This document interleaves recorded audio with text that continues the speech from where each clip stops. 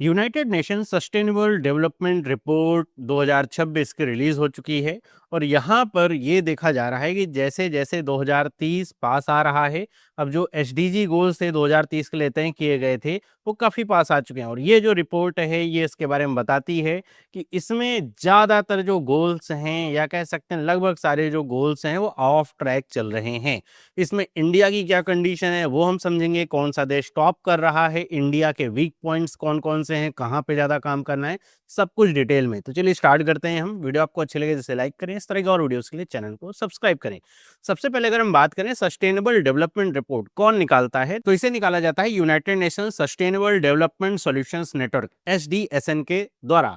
और ये हर साल निकाली जाती है। इसमें होता क्या है कि इसमें यूनाइटेड नेशंस ने 17 सस्टेनेबल डेवलपमेंट गोल, जिसको हम शॉर्ट में एसडीजी कहते हैं, 17 एसडीजीज को यहाँ पे पॉइंट आउट किया हुआ है कि ये गोल्स अचीव करने हैं। किसको? सारी दुनिया को। मतलब यूनाइटेड नेशंस के जो 193 जो मेंबर स्टेट्स हैं उनके लिए, कि इनको 2030 तक ये जो गोल्स हैं इनको अचीव करना है। और इसी को रैंक किया जाता है कि भाई कौन सा देश कौन से गोल को अचीव कर रहा है, कौन कितना ज़्यादा करीब है, किसने बहुत ज़्यादा अच्छे से काम किया, उसी के आधार पे पूरी रैंकिंग होती है। और 2026 का ये जो एडिशन है ये 11th एडिशन है। 2015 से ये जो रिपोर्ट है ये आना शुरू हुई है और ये 11वां एडिशन इसका है। और आप देख रहे हैं कि 2030 तक के जो गोल्स बनाए गए थे सिर्फ उसमें 4 साल रह गए हैं। अब ये जो 4 साल हैं उसके अनुसार अगर देखा जाए, प्रोजेक्शन किया जाए, तो देखा जा रहा है कि एक भी गोल शायद अचीव ना हो पाए जो कि यहाँ पे रखे गए हैं।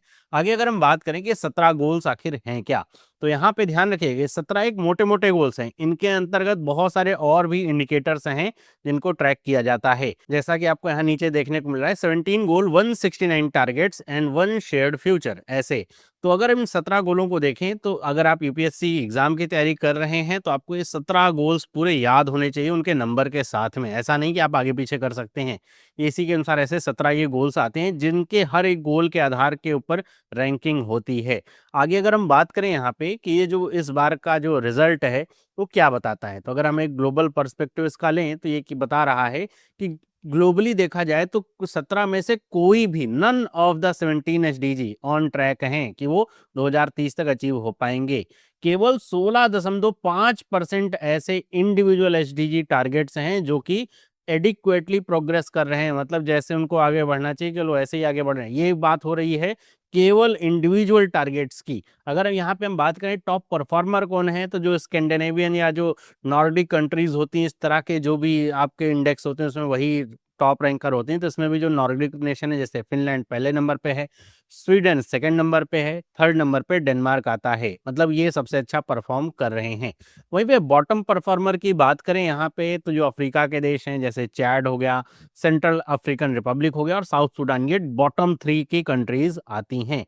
अगर हम रीजनल ग्रोथ की बात करें तो यहाँ पर जो साउथ एशिया है और जो ईस्ट एशिया है इसने काफ़ी अच्छा जो है परफॉर्म किया हुआ है, अगर इस रिपोर्ट के अनुसार देखा जाए 2015 से।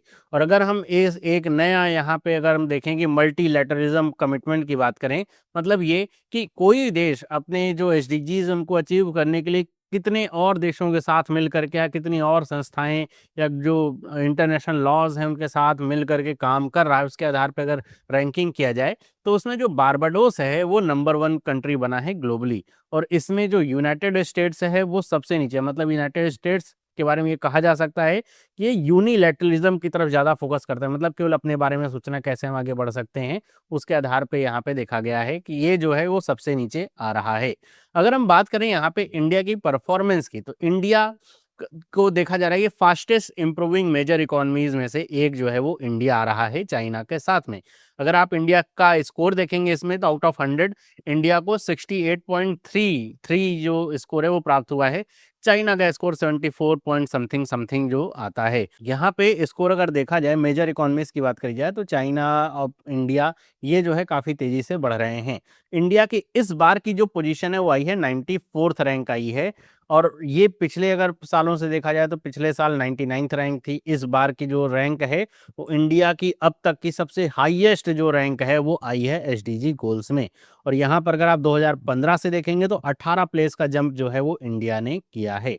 लेकिन इसके बावजूद भी जो इंडिया है वो साउथ एशिया के जो नेबर्स हैं, जैसे भूटान हो गया, मालदीव्स हो गया, नेपाल हो गया, श्रीलंका हो गया, रैंकिंग में इनसे पीछे है। आप अगर स्कोर में देखेंगे तो बहुत ज़्यादा अंतर ऐसे आपको देखने को नहीं मिलेगा। जैसे आप अगर देखेंगे तो किसी का 68.54 स्कोर है ना? किसी का 71 स्कोर है, ऐसे आपको देखने को मिलेगा, लेकिन इंडिया इनसे पीछे है। अगर हम इंडिया के एरियाज़ ऑफ सक्सेस की बात करें तो इंडिया का एक तो एरिया काफ़ी अच्छा है, वो है नो पॉवर्टी का। उसमें इंडिया धीरे-धीरे जो है वो ऊपर ही बढ़ रहा है। इसके अलावा अफोर्डेबल और क्लीन एनर्जी, एसडीजी 7 जो गोल है, इसमें इंडिया ने काफ़ी अच्छा काम किया है रूरल और अर्बन एरियाज़ में इलेक्ट्रिसिटी एक्सेस को पहुंचाने के लिए। और ये अब इंडिया ज़्यादातर काम कर रहा है ये सोलर एनर्जी के ऊपर, कि घरों के ऊपर जो सोलर रूफटॉप्स लगाए जा रहे हैं, जिससे जो है बिजली मिले भी और वो क्लीन जो है वो इलेक्ट्रिसिटी हो। इसके अलावा India industry, innovation and infrastructure जो एसडीजी 9 है, उसमें भी काफ़ी अच्छा जो है वो ग्रोथ कर रहा है। जैसे आप देखेंगे यहाँ पे मोबाइल ब्रॉडबैंड कनेक्टिविटी हुए, इंटरनेट पेनिट्रेशन हो गया, और इस इंटरनेट पेनिट्रेशन के आधार पे बहुत सारी और चीज़ें अचीव हो रही हैं। जैसे आप जो फाइनेंशियल सर्विसेज हैं वो आप आसानी से पहुँचा पा रहे हैं, मतलब फाइनेंशियल इंक्लूजन आप बढ़ा पा रहे हैं, वो सारी चीज़ें भी काफ़ी अच्छी हो रही हैं। अगर हम यहाँ पे मेजर या परसिस्टेंट चैलेंजेस की बात करें तो आपको यहाँ पे एक नीचे लिस्ट दिख रही है, इस बार की लिस्ट है। इसमें पूरे 17 गोल्स और इंडिया के इसमें क्या-क्या परफॉर्मेंस है वो बताइए। ग्रीन का मतलब सही चल रहा है सब कुछ, येलो का मतलब क्या है कि वहाँ पे अभी भी कंसर्न्स हैं, और रेड का मतलब क्या है, मेजर चैलेंजेस जो हैं अभी वहाँ पे काफ़ी जो है पीछे इंडिया चल रहा है। तो इसमें जो एसडीजी 2 है, जो ज़ीरो हंगर को दिखाता है वो है, 3 गुड हेल्थ वाला है, 5 है आपका जेंडर इक्वलिटी का। आपको ये सारी लिस्ट जो मैंने शुरुआत में दिखाई थी वहाँ से आप पढ़ सकते हैं, अगर यहाँ नहीं दिख रहा है। इसके अलावा एसडीजी 11 जो है सस्टेनेबल सिटीज़ को लेकर के, 14, 15 life under water, life on land, और फिर आता है आपका एसडीजी 16 जो कि आपका है पीस, जस्टिस एंड यहाँ पे स्ट्रॉन्ग इंस्टीट्यूशंस का। तो इस 6 इंडिकेटर में या 6 गोल में इंडिया के लिए अभी काफ़ी ज़्यादा जो चैलेंजेस हैं वो निकल के आ रहे हैं। और इसमें मैं कुछ चीज़ें आपको थोड़ा डिटेल में बताऊँ। जैसे ज़ीरो हंगर की बात करें, एसडीजी गोल जो 2 आता है, इंडिया पूरी दुनिया की सबसे बड़ी जो है जनसंख्या वाला इसमें जो है कंट्री है। तो इसमें जो चाइल्ड या फिर कह सकते हैं जो ज़ीरो हंगर है उसको लेकर के काफ़ी चैलेंजेस इंडिया के सामने अभी हैं, इनको पूरा करना है। ऑल्दो आप देखेंगे कि फ्री राशन गवर्नमेंट के द्वारा दिया जा रहा है कोविड के समय से, उसके बावजूद भी ये स्थिति है।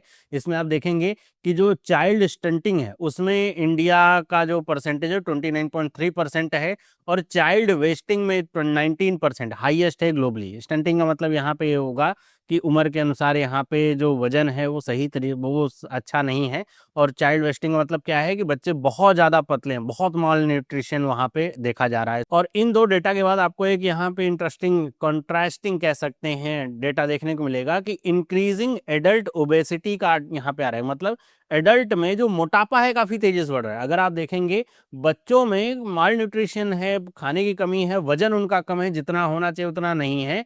और फिर जब एडल्ट को देखा जा रहा है तो उनमें ओबेसिटी है। ओबेसिटी का मतलब ये नहीं कि आप बहुत अच्छा कुछ खा रहे हो, ओबेसिटी का मतलब ये है कि आप जो है अनहेल्दी खाना खा रहे हैं, जिसकी वजह से मोटापा बढ़ रहा हो। मोटापा बढ़ने की वजह से बहुत सारी बीमारियां, चाहे वो डायबिटीज हो, हार्ट की बीमारी हो, कैंसर हो, वो जो है इंडिया में इंक्रीज हो रही हैं।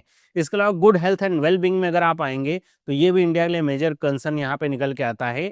और इसमें बताया गया है कि एयर पोल्यूशन और जो नॉन कम्युनिकेबल डिजीज हैं, जैसे यहाँ पे बात करी गई, जैसे हार्ट डिजीज की बात करी गई, कार्डियोवास्कुलर डिजीज से होने वाली मौतों की बात करी गई है, इंडिया में कितनी ज़्यादा बढ़ गई हैं देखने को मिल रही हैं। लोग वॉक कर रहे हैं या जिम में हैं या कहीं भी खड़े हैं, बैठे हैं, उनको हार्ट अटैक आ रहा है और उनकी डेथ हो जा रही है। तो इस तरह से भी इंडिया के लिए काफ़ी ज़्यादा चैलेंज ये निकल के आता है। वहीं पे एसडीजी 13 भी क्लाइमेट एक्शन को लेकर के भी, क्योंकि इंडिया अगर पर कैपिटा के हिसाब से देखेंगे तो जो CO2 इमिशन है वो इंडिया में बहुत ज़्यादा होता है, और इस वजह से यहाँ पर जो कह सकते हैं कि जो क्लाइमेट एक्शन है उसमें इंडिया काफ़ी पीछे चल रहा है। और यहाँ पे बात कही भी जाती है कि अगर कोई डेवलपिंग नेशन है तो वहाँ पे जो CO2 इमिशन है ज़्यादा होगा ही, क्योंकि उसको आगे बढ़ना है, वहाँ पर प्रोडक्शन की चीज़ें होंगी। अगर आप अमेरिका की बात करें, कोई भी जो यूरोप की कंट्रीज़ की बात करें, वहाँ पे ज़्यादातर फैक्ट्रीज है ही नहीं। वो ज़्यादातर जो सामान है चाइना से इम्पोर्ट करते हैं, वहाँ पे बनता है, इंडिया से इम्पोर्ट करते हैं, क्योंकि वो अपना जो वहाँ पे इन्वायरमेंट है उसको पॉल्यूट नहीं करना चाहते हैं, है ना? तो क्योंकि पहले ही वो डेवलप्ड हो चुके हैं, हमें अभी डेवलप्ड होना है, तो ये एक तरीके का काउंटर दिया जाता है, ये तो होगा ही होगा। फिर इतनी बड़ी इकॉनमी और इतनी बड़ी पॉपुलेशन है तो ज़ाहिर-सी बात है ये होगा। वहीं पे जो 16वाँ इंडेक्स है, जो 16वाँ गोल है, जो कि ये बताता है कि हमारे यहाँ पे जो इंस्टीट्यूशंस हैं वो कितने ज़्यादा स्ट्रॉन्ग हैं, पीस, जस्टिस कैसा चल रहा है, उसमें भी इंडिया के लिए मेजर कंसर्न है। और इसका जो एक इम्पैक्ट है वो इससे भी देखा जाता है, जो प्रेस फ्रीडम इंडेक्स स्कोर है वो इंडिया का लगातार वो नीचे आ रहा है, और इसकी वजह से भी यहाँ पर इस रैंकिंग में भारत को काफ़ी ज़्यादा नुकसान हुआ है। आगे अगर हम बात करें यहाँ पे कि इंडिया में जो एसडीजी गोल्स हैं इनको ट्रैक पे रखने के लिए क्या क्या काम होता है या कौन कौन इसका ख्याल रखता है, तो इसमें सबसे पहले नंबर पे आता है नीति आयोग। नीति आयोग जो है वो जो यहाँ पे कह सकते हैं डोमेस्टिक जो एसडीजी इंडिया का इंडेक्स है वो वहाँ पे ट्रैक करने का काम करता है। अगर आप नीति आयोग की वेबसाइट पे जाएंगे तो डैशबोर्ड आपको मिलेगा, जहाँ पे आपको राज्य के अनुसार पूरे सारे ये जो रैंकिंग है कौन कितना कितना अच्छे से काम कर रहा है वो सारी चीज़ें यहाँ पे देखने को आपको मिलेंगी। इसके अलावा मिनिस्ट्री ऑफ स्टैटिस्टिक्स और प्रोग्राम इम्प्लीमेंटेशन जो है उसके द्वारा भी इस तरह के जो इंडेक्सेस हैं वो निकाले जाते हैं। 277 लोकलाइज इंडिकेटर्स को ट्रैक किया जाता है, उसके आधार पर रैंकिंग होती है।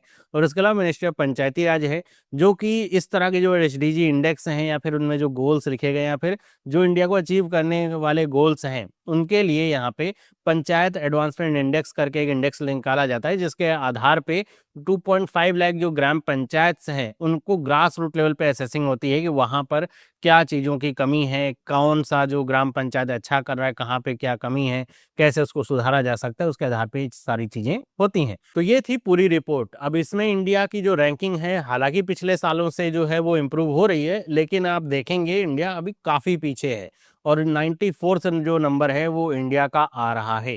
तो इंडिया को अगर इसमें इम्प्रूवमेंट करना है तो इसमें पॉलिसी लेवल पे ना बहुत सारे जो सुधार हैं वो करने पड़ेंगे, तभी इसमें आपका मेजर जो इम्प्रूवमेंट है वो देखने को मिलेगा। बाकी आपका क्या विचार है इसको लेकर के आप मुझे कमेंट करके बताइएगा। आपको वीडियो अच्छी लगी इसको लाइक करिए, इस तरह के और वीडियोस के लिए चैनल को सब्सक्राइब करिए। मिलते हैं अगली वीडियो में, सभी लोगों को बाय।